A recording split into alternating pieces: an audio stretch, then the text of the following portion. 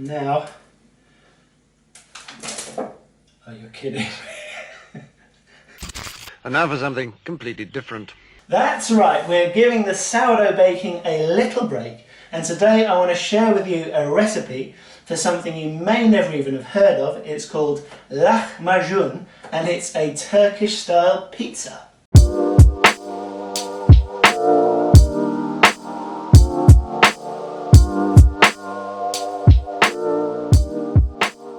So, Lahmacun, I think that's how you pronounce it. If I'm getting it wrong, I can only apologise, and in case I am getting it wrong, I will refer to it as Turkish pizza from this point on. You do see this served sometimes as a wrap. They kind of roll it up afterwards, but I like to keep mine looking like a pizza. But either way, it is absolutely delicious. It packs a real flavour punch. I discovered it 2 or 3 years ago, and since then it has become a firm family favourite. So really do give this one a go.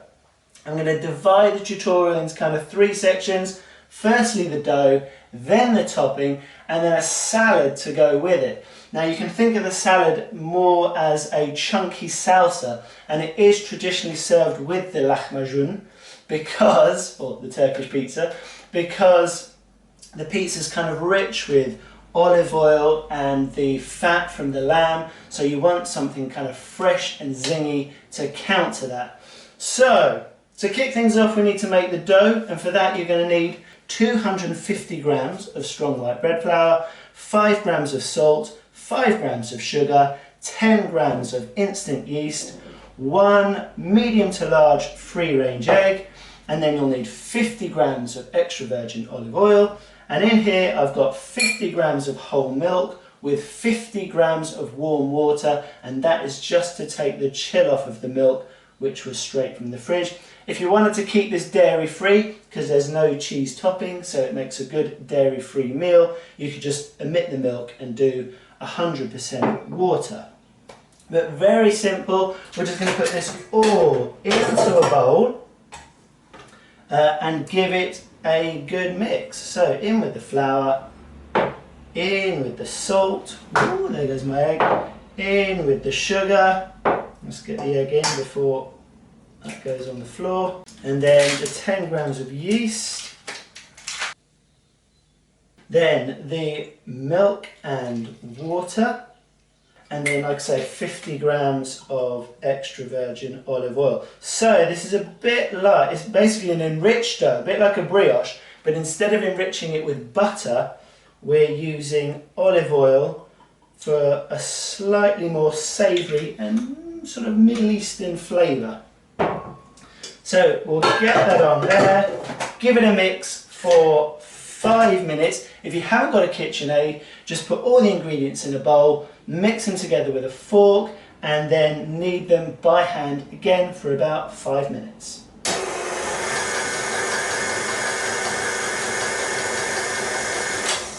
There we go, that's come together nicely. Scrape that off the dough hook, like so.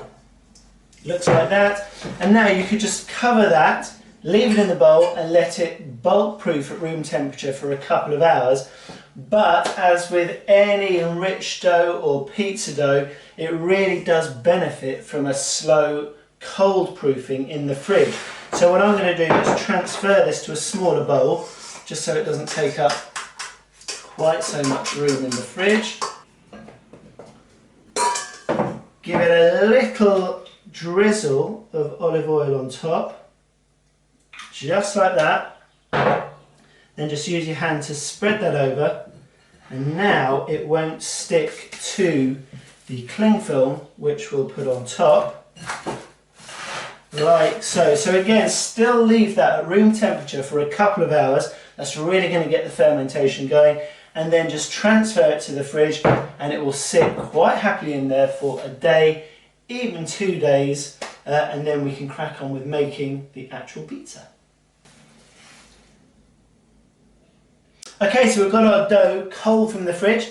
That spent the night in there. Now we've got enough dough here to make 2 pizzas, so we need to tip it out and divide it. You can see the olive oil just stops that from sticking to the dough. We need a bit of rice flour or flour just on your worktop. Then ease the dough out of the bowl like so.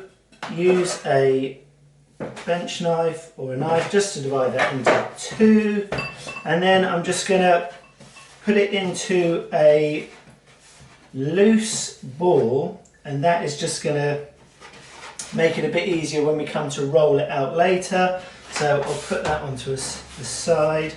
Do the same with this one. There we go.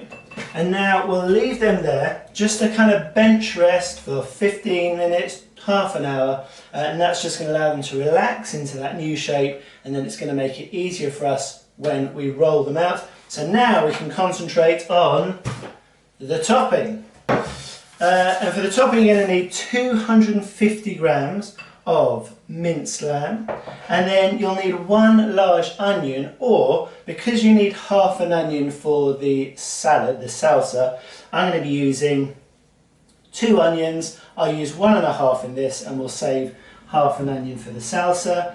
Then you're going to need a couple of tablespoons of fresh thyme leaves. I've just picked them off and lightly chopped them. And then here I've got a bunch of flat leaf parsley. That's a 25 gram bunch. And like the onions, we need to reserve a bit of that for the salsa at the end, so I'll use 2/3 in the topping, and I'll save 1/3 for the salsa. Then you're going to need, obviously, season it with salt and pepper. Lots of salt. This needs to be seasoned to perfection. Make that lamb really tasty and crispy, absolutely beautiful. But the really exciting bit is the spice mix. And that's what we got here, and it's really easy to remember because it doubles as we go up. So we're going to start off with half a teaspoon of chili flakes, then 1 teaspoon of ground cumin. I've just crushed that in a pestle and mortar. Then 2 teaspoons of ground cinnamon, and then 4 teaspoons of ground sumac. Now, if you've never used sumac or haven't come across it before, it's a dried berry which has a slight citrusy, sour tang to it. You find it a lot in sort of Middle Eastern cookery, particularly with lamb. Works really well. If you haven't got it or you can't track it down, you could use the grated fresh zest of a lemon. It won't be quite the same, but it will give you that kind of lemony fragrance throughout the dish. So it works quite well. And then finally you'll need about 30 grams of pine nuts or chopped pistachios. The choice is yours. We're not going to mix them in now, but we'll be sprinkling them on during the baking process. So again, very simply, all into a bowl. Let's chop these onions. I'm going to save that half, the bigger half, for the salsa. So it's just a case of finely dicing these.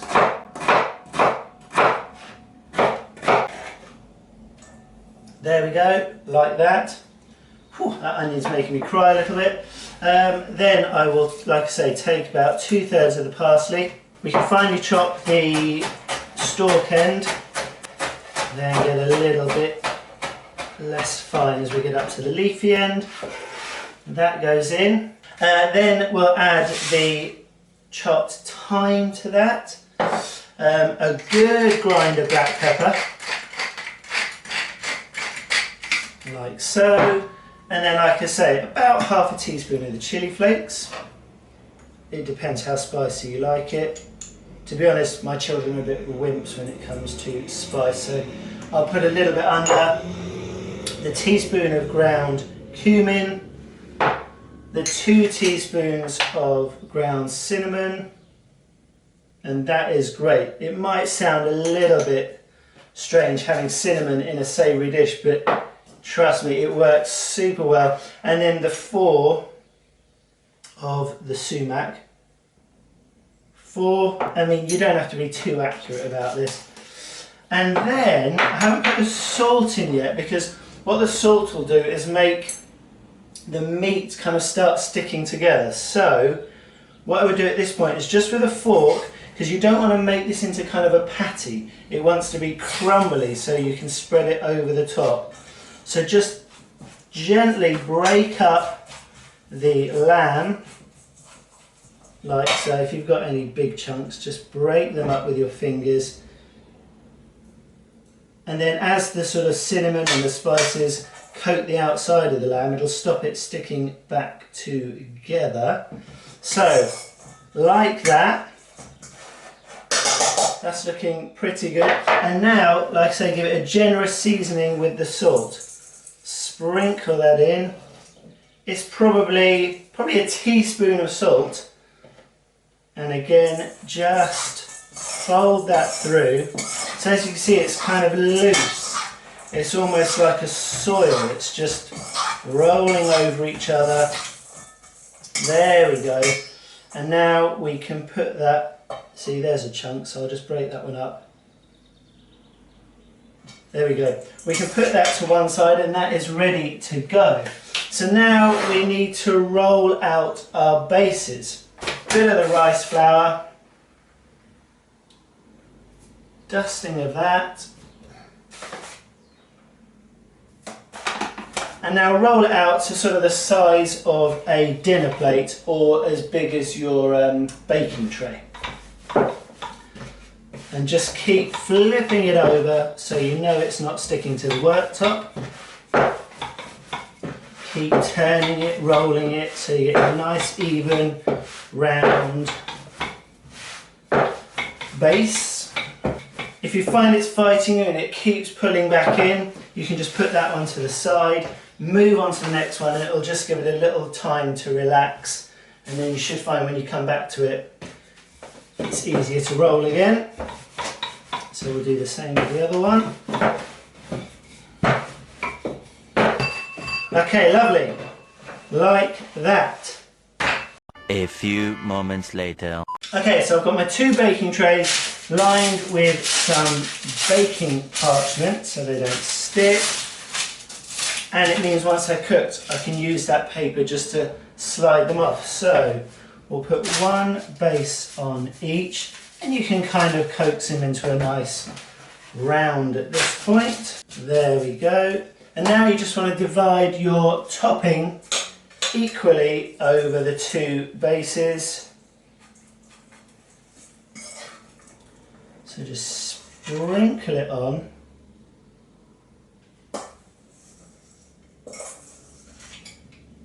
And just push it pretty much right up to the edge. And it looks kind of dry at this point, but don't worry about that. As that cooks and the lamb fat comes out of it, it just becomes absolutely wonderful. And I mean, it smells good now, but once it's cooking, ooh, you are in for a treat. Okay, beautiful. And they are ready for the oven. So now, you can leave them at room temperature just to prove for maybe 15-20 minutes whilst you preheat the oven. That'll just make sure you get that sort of nice fluffy base. So I'm going to go and turn my oven on now. As hot as it goes, 250 degrees for me, because we're going to cook these sort of short and hot. There's a sort of balance to do here. You want to get that meat brown, sizzly, crispy, but you don't want to cook them for too long that the base dries out. You want the base crisp, but you don't want it to be dried out. You want that nice crunch on the outside and then a softness in the middle. So really hot oven, 250 degrees, and then you're looking to bake them for about 10 minutes. But like I say, keep an eye on them. When that meat is looking crispy and sizzly, you're good to go. We'll bake them for about 5 minutes, then turn the trays, and when we're turning them, we will sprinkle on a handful of pine nuts on each, or your pistachio nuts, and that will just make sure they don't burn. So I'm going to get the oven preheated and get them in, and I will show you what they look like once they are cooked. Okay, the pizzas are cooking in the oven, which gives us about 10 minutes to rustle up our salad or our salsa. So for that you're going to need half a cucumber, a couple of tomatoes. I'm using these San Marzano tomatoes. I like them because they're quite fleshy. There's not too much watery seed on the inside. A few radishes, half the onion that we reserved from earlier, the third of the parsley that we reserved from earlier, and then you're going to need a whole lemon, a bit of olive oil, and then some salt and pepper to season. So we'll kick this off with the onion, because what we want to do is just finely slice the onion like so. There we go. And now we want to get that in our bowl, and then over that put a good pinch of salt and squeeze in our lemon juice. Just catch any seeds. And what the lemon's going to do, apart from being our dressing later, if we mix that in with the onion and the salt, it just calms down that sort of really raw hum of the onion that makes it kind of hot in your mouth and also makes you taste onion for the next 24 hours. So it's almost like a quick pickle. So just get that in the bowl to start with, give it a little scrunch. There we go. Let that sit in the lemon and sugar, lemon and salt, and that is just going to make your onions a little more palatable. So now we can chop up the rest of the ingredients. So we'll take our cucumber, cut that in half, and then I want to scoop the seeds out of this, because again they're kind of watery, and I'm just after everything crispy and crunchy in this salad. So we'll just scoop them out like that. There we go. And now just, you can either cut it in half or in three, like so. Move that out of the way. And then just kind of chop it into about centimetre dice. That. And that can go straight in the bowl, just sit it on top of all that, so the onions are still sat in the lemon. I'll take the tops off the tomatoes just to get rid of that little cory bit, and then divide them in quarters. There we go, and then again clank them up into kind of centimetre dice. You don't have to be too fussy or pernickety about this. It's just making a nice chunky salady salsa, which you're going to sort of dish up on top of the pizza. Give you that nice contrast of the crispy, rich pizza and then this nice, fresh, zingy salad on top. The radishes, just sort of finely slice them, you know, width of a coin or something.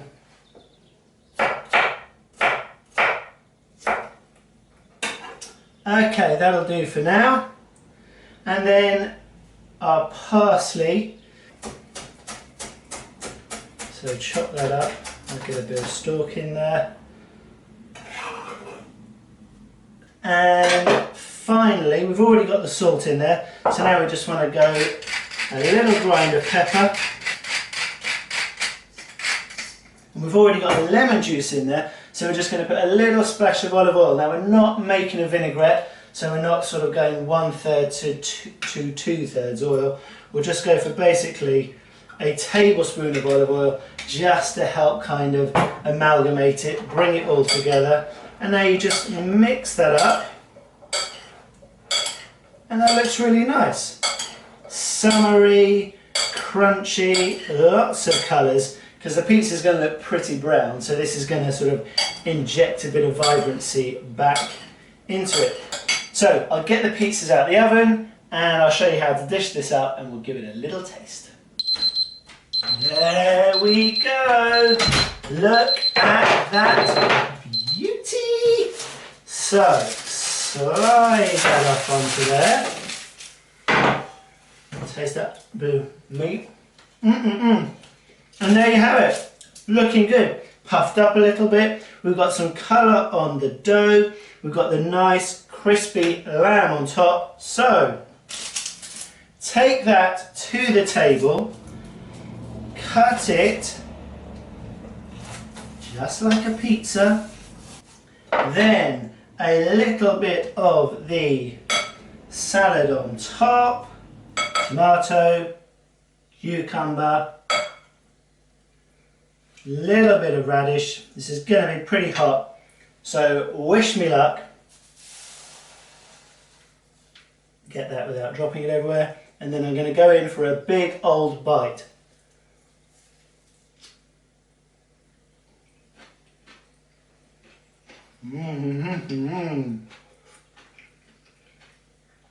That is so lovely. The textures, there's so many different textures. Crispy, crunchy, soft. The base is lovely. Crispy on the outside there, but the inside is nice and fluffy. Little brioche, little focaccia-y. And it is so Moorish. We cook 2 of these and the 4 of us get through them no problem. It's absolutely delicious. It's like pizza but on steroids. The flavour is absolutely amazing, so do give this one a go. It's truly delicious. So that is Turkish pizza, or Lahmacun. If you've enjoyed the video, as always, give it a thumbs up, leave your comments below, and until next time, as always, happy baking.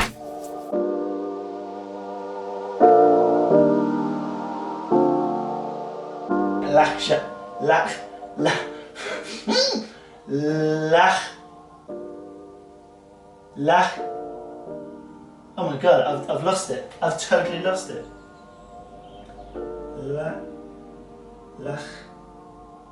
Lahmacun.